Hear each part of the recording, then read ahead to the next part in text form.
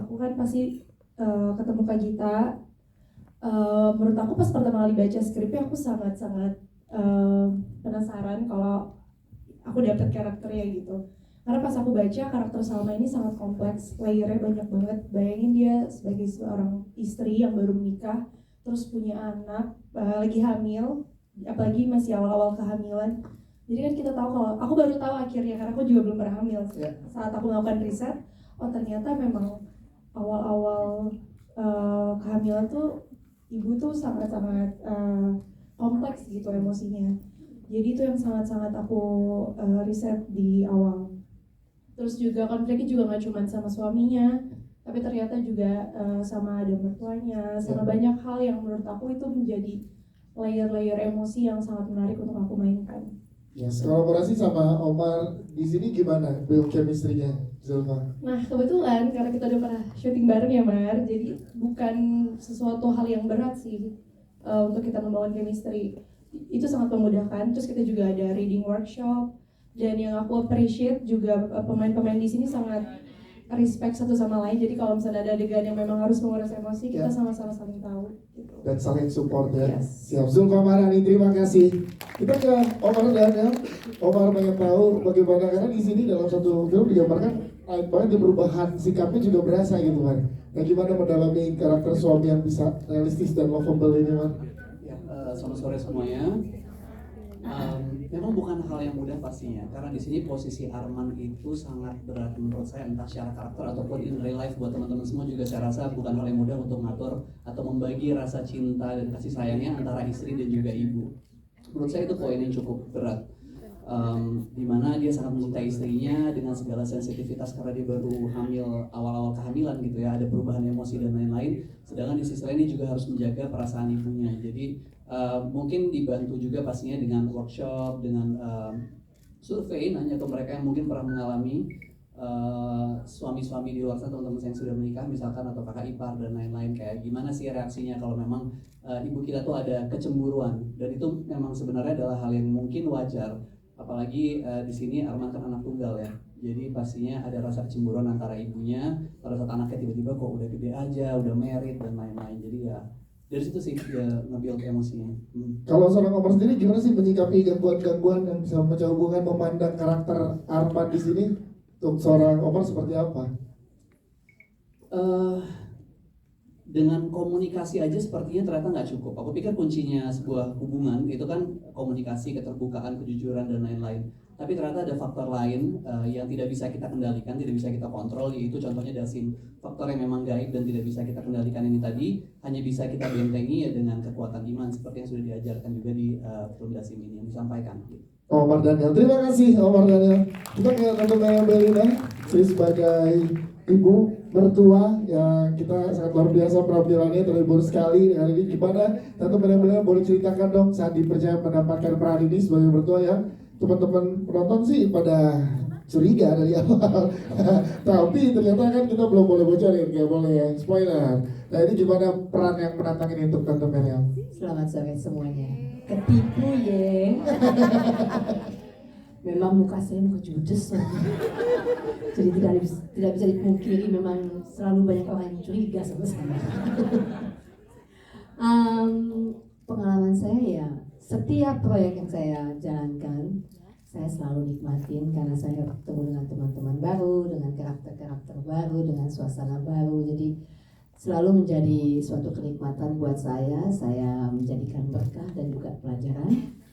Jadi ya nggak usah panjang lebar, intinya adalah saya berusaha untuk membuat sesuatu, memberikan sesuatu yang bisa dinikmati banyak orang, dan semoga banyak orang bisa menikmati. Amin. Terima kasih Tante Belina. Kita ke sahabat-sahabat nih sekarang. Yang pertama kita ke Adinda Thomas dulu. Adinda Thomas, tepuk tangan untuk Adinda Thomas. Boleh ceritakan sahabat kan pengen tahu juga pandangan Adinda Thomas. Biasanya kalau orang-orang bilang kayak nggak mungkin kalau ada sahabatan cowok-cewek itu kayak nggak mungkin nih gitu. Nah, kamu gimana yang menjadi sahabat, istrinya sahabat, suaminya juga sahabat gitu. Boleh jelaskan? Silahkan Adinda Thomas sebagai inti. Selamat sore semuanya. Saya tuh sahabat teman dari udah tahu ya Pak, aduh bingung mau ngomongnya. Ya teman satu pesantrennya Salma. cukup terinspirasi sama Salma lah ya dengan segala kesuksesannya. Tapi juga Indri ini emang meluangkan banyak waktu untuk Salma. Jadi mau aja kalau Salma ada masalah apapun dia selalu berusaha hadir. Tapi itu aja kali ya. Itu dulu boleh. Kalau seorang Dinda Dewi, kita juga pengen yang juga luar biasa di sini pada pengen untuk gendengnya. Mau. Iya. Bener mau, yakin. Tapi agak berubah dikit ya. Nah, Setelah itu ya, apa nih? ini gimana saat dipercaya untuk karakter ini? Silakan. Menyenangkan dan ya kita kan setiap karakter tuh menyimpan misteri ya. Ya. Sempat mikir gitu kan, ini orang udah ketebak ya dari awal aku gitu loh. Maksudnya kadang-kadang kan aku identik dengan pasti ada sesuatu, ada udang di balik bakwan nih kalau misalnya Dinda gitu kan, gitu, ya kan. Nah ini berusaha banget untuk supaya bikin tidak mencurigakan gitu. Ya semoga agak berhasil di awal ya, lumayan nggak? Tapi curiga nggak mas? Tuh kan. Curiga semua, curiga. Iya. Iya, tapi ya secara garis besar ya udah karakter Teh Diah ini menggambarkan bahwa Dasim juga bisa berupa sebuah bisik-bisik tetangga. Ya, jadi hati-hati ibu-ibu di luar sana ya. Kalau ada tetangganya yang kayak Teh Diah, jangan dipercaya dulu gitu. Apalagi kalau dia ngasih dendeng. Pasti ada udang di balik dendeng. Terima kasih untuk kalian loh. Morgan sebagai sahabat juga di sini, Dika. Morgan, silakan ngomong gimana sih pandang sahabat yang seperti apa Dika sih? Sahabat seperti yang selalu sedia. Gimana ya? Act of service ya, act of service. Siaga lah, siaga. Sedia Teman yang plaster siaga, ya, sahabat yang siaga, sahabat yang siaga. Tapi kalau Morgan sendiri, lo percaya nggak ada persahabatan cowok cewek seperti Dika dan Salma? Wah, itu kayak mungkin kita interview aja ntar ya di luar. Ya pasti ada lah, pasti ada hubungan sahabat yang memang cowok dan cewek memang based on friendship memang ada gitu. Cuman mungkin baseline-nya mungkin karena udah sama-sama saling mengenal, mungkin sahabat dari kecil atau misalnya memang suka sama satu hal bareng-bareng gitu. Jadi mungkin aja gitu. Tapi di sini si Dika ini ya respect aja sih sama Salma, dia terinspirasi sama sosok Salma yang begitu positif, begitu ceria gitu. Jadi ya dia nyaman-nyaman aja sih, maksudnya temenan sama Salma dan di saat Salma ada masalah atau apa ya udah call me gitu. Telepon saya gitu. Coba gila. Ya, tapi di sini ada poin yang mau disampaikan di film ini. Kalau hubungan berjarak, Dasim merusak. Itu dia, Morgan. Masuk. Hubungan berjarak, Dasim merusak. Terima kasih Morgan. Kita ke Om Arswendi Berlingsara yang meyakinkan sekali di sini sosok sebagai kiai. Kita melihat dan juga langsung tadi menonton banyak bacaan-bacaan yang diberikan, dan ini gimana Om Arswendi mendalaminya? Apakah memang penghafal atau memahami bacaan-bacaan?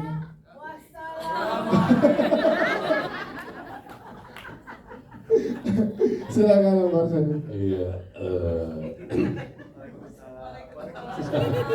Assalamualaikum warahmatullahi wabarakatuh. Waalaikumsalam. Bismillahirrahmanirrahim. Alhamdulillahirrahmanirrahim. Wassalatu wassalamu. Ya, saya sangat menyenangkan jadi Ustadz karena saya diingatkan untuk melihat ayat-ayat. Saya jadi kenal ilmu namanya si Al-Baqarah. Ya, saya juga mati-matian menghafalnya dan ya, sambil maki-maki diri sendiri, kenapa nggak dari kecil gitu. Iya, saya bisa menghayatinya setelah juga ada terjemahannya, dan saya juga didampingi oleh Ustadz yang bagus dari Bandung, siapa namanya saya lupa ya. Ya, tapi dia sangat luar biasa dan saya sangat senang dengan suaranya, dan dia mengajarkan saya bagaimana lafalnya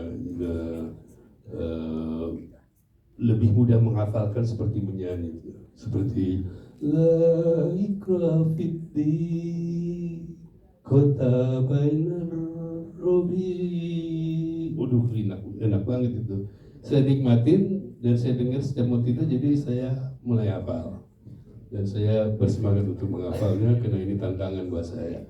Tapi pada dasarnya Ustadz ini ya Ustadz kebanyakan, tapi juga Ustadz yang punya spesifikasi di pesantren ini karena arahan dari kita ini Ustadz itu juga agak-agak Ustadz gaul, jadi dia bisa gaul sama santri-santrinya, para santriwatinya gitu dengan bebas sehingga para santri itu tidak sungkan berhubungan. Contohnya dengan Salma yang dia banyak curhat kepada Ustadznya. Saya pikir itu aja, tapi tadi kan udah nonton dan silakan anda menilainya. Sekarang gantian saya tanya, gimana sih nonton tadi rasanya? Gimana? Para wartawan, ya? Oke. Banyak istighfar. Ya, semoga insyaf ya. Siap, terima kasih Om Marsudi Bedrik. Kita juga ada Ibu Yati Surahman di sini. Boleh tepuk tangan dulu untuk Ibu Yati Surahman. Ada satu adegan yang bikin semua teman-teman di sini berteriak tadi. Nah, dari terminal tentunya ini bagaimana saat diberikan kepercayaan adegan yang intens tersebut, Bu Yati Surahman. Aku mungkin di waktu preskon yang poster ada beberapa wartawan sudah lihat ya. Untuk film Dasim namaku kan diganti Yati Surahman Lacuba. Lakonnya cuma mabuk. Jadi segera nonton ini untuk melihat bagaimana saya sebagai Lacuba. Nonton ya, jangan lupa kasih tahu teman-teman. Mereka udah saya nonton dan terkesima banget Bang Yati. Oh ya? Iya. Jadi tahu dong. Tahu. Nah, jadi saya Dasim bukan? Nah. Saya Dasimnya bukan? Bukan kan? Bukan. Biarlah coba saya bukan Dasim. Terima kasih.